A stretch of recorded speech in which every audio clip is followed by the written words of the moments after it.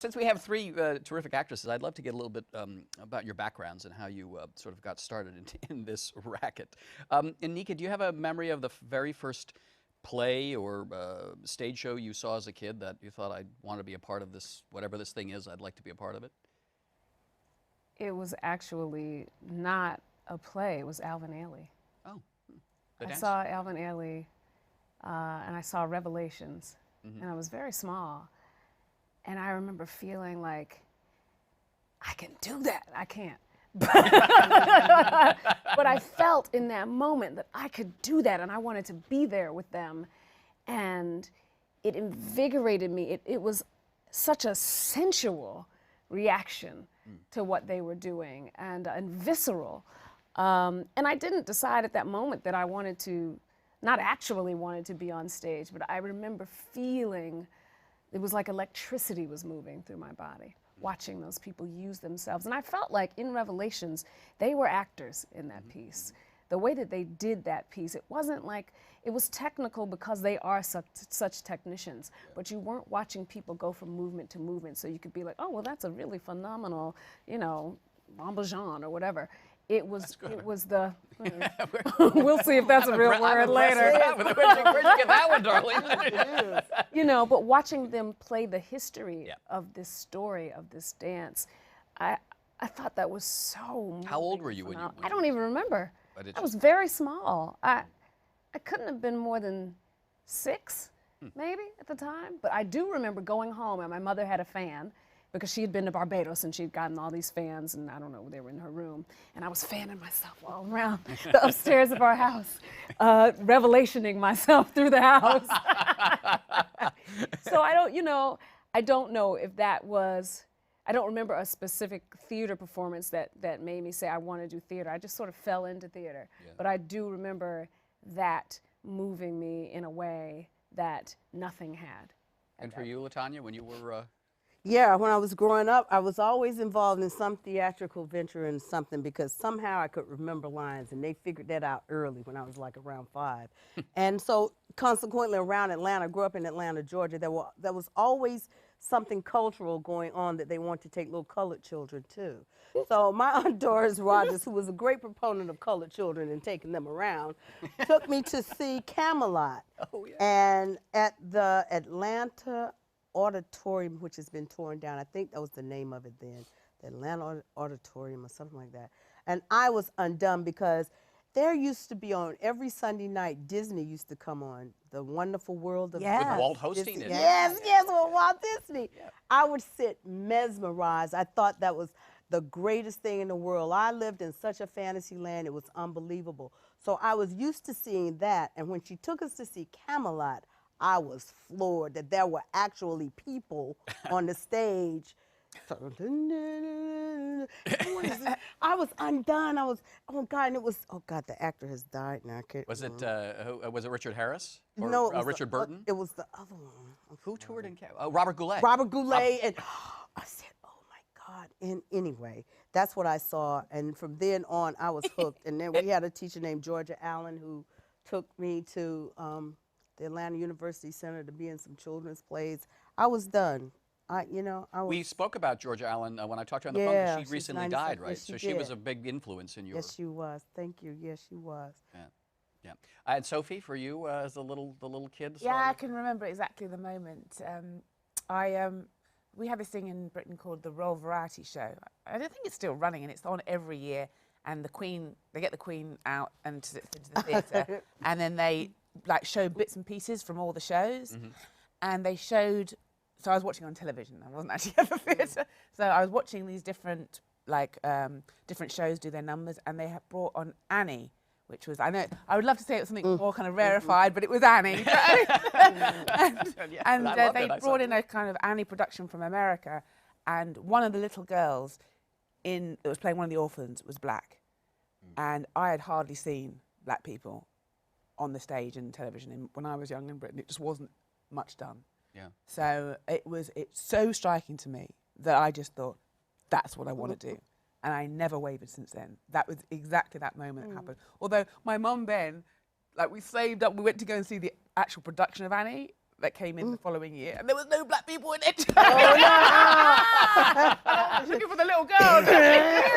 Where's the little girl? It was an American production, I think, so, and then they did the British production. So in those days, in England, Yeah. there just wasn't, I mean, even now it's a lot of costume dramas. Of course, there's black people on television, but it just wasn't much. So it was a combination of that, and also seeing a couple of early Mike Leigh films, Oh, yeah. which were about we call them council estates, which is tenement. Yeah, things, yeah, right? yeah. And they had people of different how do I say the word? Ethnicities. Yeah. And so, yeah.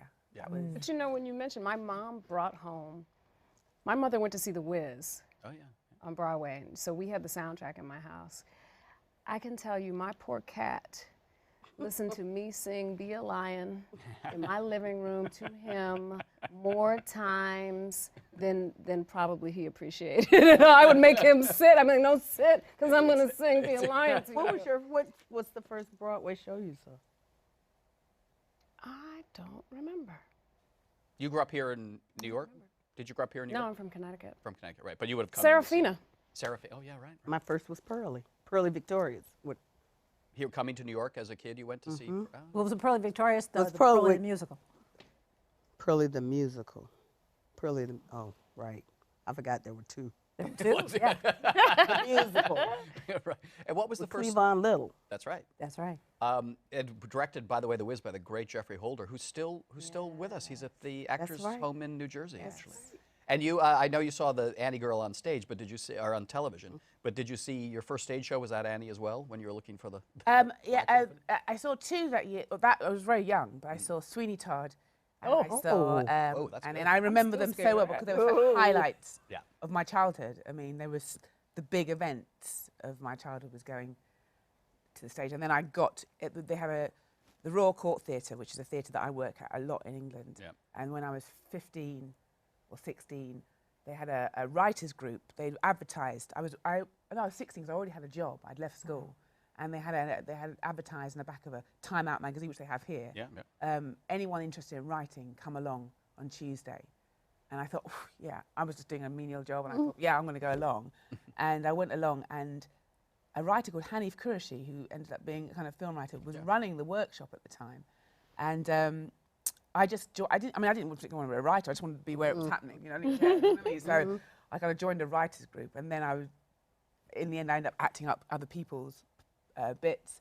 And then I became part of the Royal Court Youth Theatre, and then I met Carol Churchill, who I'm still friends with, you know, from all that time ago, and Max Stafford Clark, and I was 15, 16. My introduction was the Royal Court. That's what got me right in there. And so, although I love doing classics, new writing is what I've been involved in for 25 years. So, yeah. And LaTanya, your first professional job, where suddenly you get a paycheck to do this kind of thing that you dream of. Was with Woody King at the New Federal Theater, Perdido by Soledad. Do you remember Soledad and that whole crew? I do. Perdido. Perdido. What'd you get paid? Probably, I think tokens, because the subway tokens. I know that one. Subway tokens. Thank you. There's free coffee downstairs. This is the real actor's life. Yeah. You know, because we saved up. I saved up before I got here, so I thought that was, you know, de rigueur. I just went along. Tokens. That's Woody. Yeah. And you, Anika, the first time they actually presented you with a paycheck for doing something you dreamed of doing. I did Pippin at the Western Stage. Huh? I was in grad school at the time, and that was my summer performance. But I think I got my equity card doing Insurrection, Holding History by Robert O'Hara at the Geary Theater in San Francisco. And I got my equity card in Atlanta Yeah. doing The Best Man with Jim Way and E.G. Marshall, Victor Jory, and Kevin McCarthy. Wow. Wow. E.G. I loved E.G. Marshall as a kid, the CBS Radio Mystery did too. Theater hosted That's by how E.G. I got Marshall. to New York. I got to New York because Joseph Papp came to see E.G. Marshall in Atlanta, and he saw us in the thing, and he said, you know, you really should come to New York. There's a New York Times article about that where I talk about that and how I went to the public theater and said, Mr. Papp sent for me, and they said, what? I got a job. I did get a job. That's amazing, Mr. Papson, for me. And then there are those moments in your career, Sophie, where is there the one role where suddenly you get the attention? Was there kind of a breakthrough role for you where? In England, it was Troilus and Cressida. Trevor Nunn's production. Trevor Nunn's production, yeah, and I played Cressida, and that was where I probably got the big sort of step up. I mean, I'd been acting for 10 years before that, but I'd been jobbing. You know, I was at the Royal Shakespeare Company for 2 years, and I'd done lots of, we call them spear carrying. Yeah. They call them that here as well. Yeah. So yeah, I'd done lots of that, and then playing some sort of smaller roles, and then I'd done stuff at the Royal Court, and then I was doing a show at the Young Vic, and then he came to see that, and then I got that cast. Oh, so Trevor sought you out after he saw you at the Young Vic to play Cressida. Well, I had to audition several minor times. Backwards and forwards, but luckily it was only across the road, so I had it. But you say now you don't read reviews, but presumably you got very good reviews for that part. Did you get around to reading your reviews for Troilus and Cressida? Well, at that time I read them afterwards, but then I remember thinking, what about if I never read them? And I thought, that's freedom. You know, 'cause what I used to do is I used to just read them after the show had finished. But then if you actually don't read them at all, then you are never really thinking about it. You know? I mean, but that's just me. I'm too sensitive. And if I had more thick skin, I'd read it. But I'm just not. I'm just too sensitive. That's why I don't watch, even when I do television, I don't watch stuff back anymore. I just stopped because it doesn't help my performance. So if it doesn't help the performance, then it goes. Are you a consumer of your great reviews over the years, or do you take? I'm a consumer. Did you watch every episode of 100 Center Street? Oh, yes, I did. All right. You know, that's Where my you were the great star. friend. That was my great friend. Sydney was my great friend. So, of course, plus I was watching so I could say, okay, now, you know, the director and the critic, now I should have maybe lifted my head and turned or pointed this way like Mr. Kerr would have said that. So you like to analyze yourself. I she doesn't do. wanna- you don't want to watch, but you want to look at it and see. Everyone has such different, Yeah, and it really helps some people and then doesn't help It others. doesn't help, but I try to, I'm always listening to see, oh, is that what you saw? Well, maybe that's not what I'm trying to do. So maybe I need to be clearer. Where do you come down on this, Anika? Do you read your reviews? Do you study your I performances? may read a review years later, but it takes that long. When blogs first started picking up, I read some blogs when I did Pearly. It got my heart hurt. I know. You get burnt once and you don't go back. Do you know what I mean?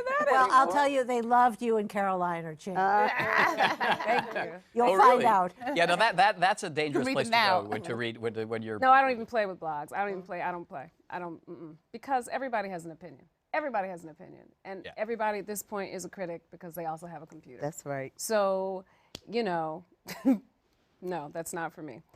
And Caroline, this is the 10th anniversary of our opening. Is it? Caroline. Was that your Today. breakout role? Was That was Oh, it. you was? That was it. And George put you in. George C. Wolfe, George right? C. Wolfe. It's been 10 years. You won a 10 Tony. years. I did. 10 Yes. years. I did. And Tony Doesn't seem Kushner. right. It doesn't seem right, but it is. It doesn't seem right at all. Tony, I had worked with. Tony saw me in Insurrection at ACT, cast me in his play Hydriotaphia or The Death of Dr. Brown at Berkeley Rep. And then I came to New York and he asked me to audition for the radio. I didn't know what that meant. It just didn't make sense to me. Oh, And I'm the so- radio. I was like, the radio, I don't, what are we gonna, knobs? I don't know. You know? So I went in as me, and I usually go in as whatever character I'm going to do, I'm full that when I walk in the room.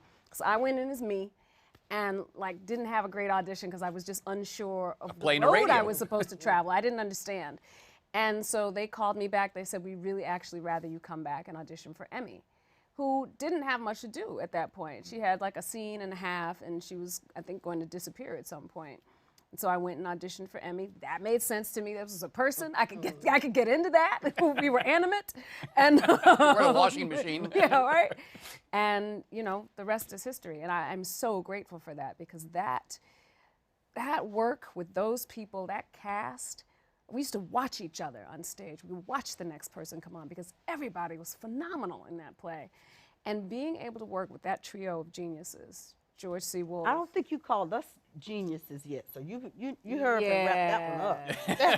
I was just going to, well, But I was talking about my creators, George C. Wolfe, Janine Tesori, and Tony Kushner. I mean, it was a battlefield, and it Oh, yeah. was phenomenal and amazing, and I wouldn't trade it for the world. Yeah, yeah. 3 years of workshops. I want to segue, Wow. pick up on something that you brought up there, LaTanya. I mean, is it fun for you guys to watch each other in this play, because you all have great moments and great scenes? We don't really get to because we're with each other. Yeah. I'm watching it. I've not seen any. Yeah. Of the scenes. Yeah. We're there. All Well, that's together. right. You're always on there. We're always there. I've never seen any of the scenes other than when we were. I have. Well, backstage, I'll watch the monitor sometimes because when you all are on, when he comes in the drunk is thing, the monitor? it reminds me of Don't ever get off stage. All right. of the honeymooners.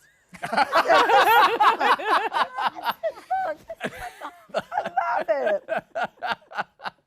You don't know See, what now you're that never. is. Well, but It's, you don't it's, know good- what it's, that it's- is. Sophie, it's a good thing you don't know that reference, because you would not be able to play this. But Don't tell me. Don't tell me. Don't tell me. I've often thought that Walter Lee reminds me of Ralph Cramden, that he comes up with these inventions that he wants to give money for. It and looks and then like it's gonna that. lose. Yeah, yeah. Yeah, that's interesting. So we got to wrap it up. How much time? We're done. We're done. All right. Well, this is great talking to you guys. Thank you. Thank Thank you, guys. You were wonderful.